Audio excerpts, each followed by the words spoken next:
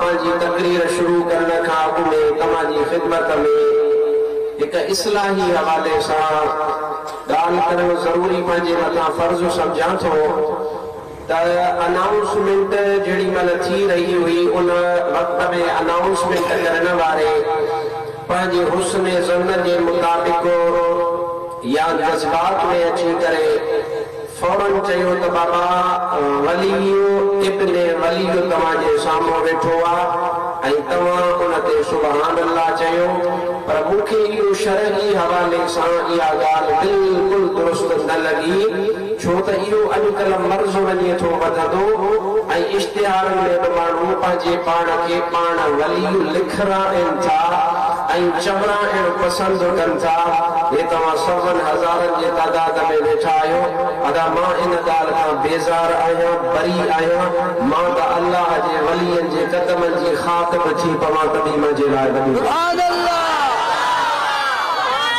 इन जे करे सुभाणे को ईअं चवे त बाबा मौलवी साहब पाण वेठो हो, उनजे मुंहं ते चयऊंसि त वली सो मौलवी साहब चुप करे वेही रहियो। अदा ग़लति ॻाल्हि ते मां हुनजी हिमायत नथो करे सघां, न ई ग़लति ॻाल्हि खे मां पसंदि करे सघां थो, न ई मुंहिंजे वालिद गिरामीअ जी इहा तरबियत आहे, न कोई शरीयत पाक इहा इजाज़त ॾिनी आहे। अब तव्हां असांखे कहिड़ी ख़बर त केरु असां मां वली आहे? हा, जिन ज़िंदगी गुज़ारी अॻिते जेको चई इब्ने वली, हा, हिन में को शक कोन्हे त हज़रत शेर मुस्तफ़ा रहमतुल्लाह अलैह जे इस्तिक़ामत ते जे शरीयत मुतहरा ते जीअं ज़िंदगी गुज़ारी उनजी विलायत में शक आहे ई कोन।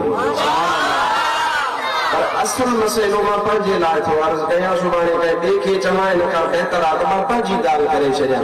लिहाज़ा इहा इश्तिहारनि मां बि ॻाल्हि निकिरणु घुरिजे। इहा जेका बिदअत विधी थो अची करे जेको बि पीर घरो थो कावड़िजे उनजे इश्तिहार में लिखनि था मुरीद वली किथे वली, अबा ईअं न कयो, पोइ अलाह रसूल जो ख़ौफ़ कयो।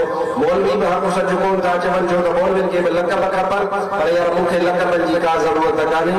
शरीयत जो जेको हुकुम आहे अव्वल उहो आहे, असां मौलवी पोहूं, पीर पोहन, सैयद पोहन, बुज़ुर्ग पोहन, दरवेश पोहन, पर शरीयत वात ॾिठे मोहम्मद करीम जी शरीयत।